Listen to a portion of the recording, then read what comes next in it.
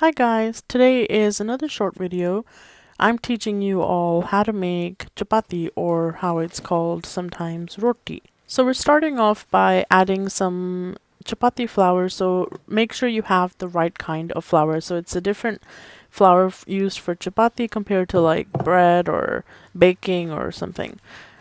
So we're gonna just add a certain amount, literally any amount, and you're gonna add water to that little by little and sort of mix it with your hand and knead it until it's done.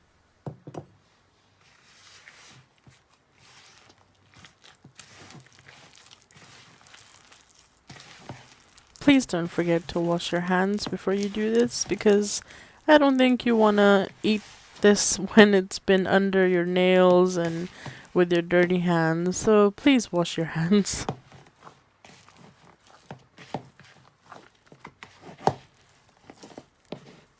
So as you can see, it's starting to come together. This isn't like bread. We don't need it to be springy or stretchy or whatever. We're basically just kneading it until it's together and a little bit kind of smooth. It doesn't have to be. If you leave it in the fridge the next day, it's really nice and stretchy. So it's honestly, it doesn't matter. So you just kind of so I do this thing where I pull each edge and I sort of use my knuckles and sort of like punch it, but like knead it with my knuckles, and that works. But it's kind of a workout, so make sure you have enough stamina for this. Just keep in mind, if it is too sticky, you can always add a bit more flour, or atta, how it's called. Just, you don't want too much so that it's tough, but you want kind of a squeezable consistency. So I've taken my atta out into a box, and you're also going to want another box for chapati flour in. So what we do, we take a bit off, make sure it's not too big, roll it into a ball, and then you kind of want to put it into the dry flour box, make sure it's all covered, and then just sort of roll it, like flatten it out kind of. If it's too sticky, you can put a bit more flour in. You can put it in a bit more flour. And once you've done that, we're gonna start rolling it. So excuse me for the terrible rolling. My rolling pin is not the appropriate kind. If you can, please get the smaller rolling pin. The long one is not really for chapati, and it can make the job even harder than it needs to be. So you just kind of want to roll it. Make sure it's actually really thin. So I'm not very good at making chapati, and mine are always tough and not very nice, basically. So if you do it nice and thin, you can ensure that it'll be soft and it won't be hard.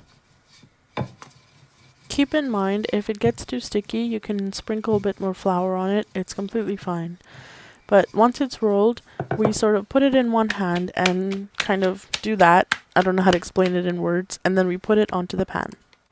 So you really want to make sure that your pan is hot enough. So my first chapati I made, this one, it didn't turn out so great because my pan wasn't hot enough.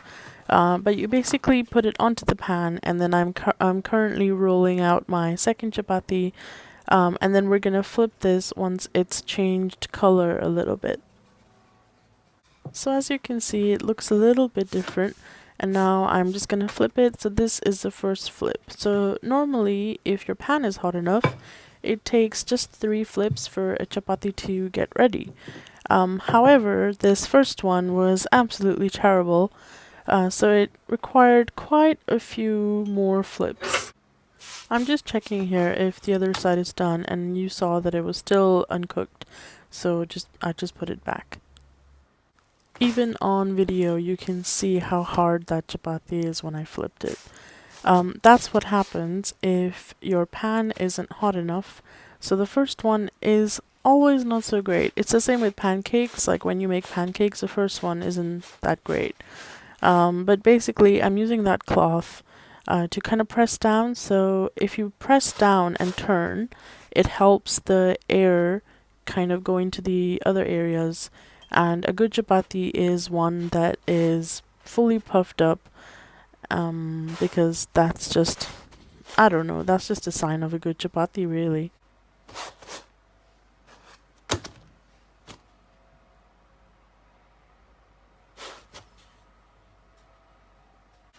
So now that the disappointing one has done as much as it could, because it's very disappointing, you just put a little bit of butter. It's optional.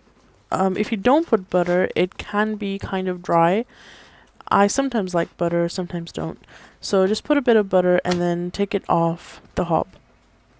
So here I'm putting on the second chapati. This was rolled out while the first one was taking forever to cook. So that's just kind of like the process you do. So you cook one, while that's cooking, you roll out the next one. So it's exactly gonna be the same with this one. You flip the first one when the color is changing, so you can see it changing already. When it's changed quite a bit, you flip the first time. As there's a lot of air bubbles now, I'm just checking if the other side is done, and clearly it isn't done yet. So just put it back on. And look at that. How is that so well done when the first one was an absolute disaster? So that's gonna happen. Even the third one is very nice. So it's the same thing again. We just wait for the air to fill all the way. So if the air stops, then we can use a cloth to sort of lightly tap and help the air get to all the areas. So first you just want to let it do its thing without interrupting it.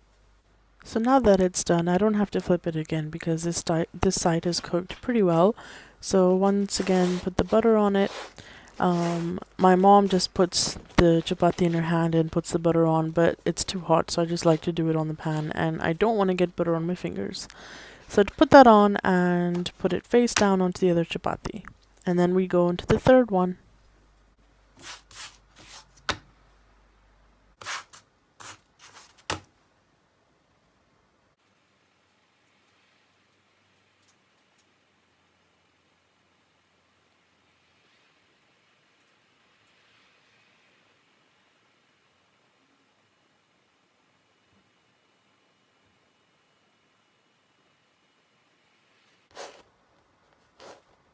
And there we have it, how to make chapati. It was really easy, right?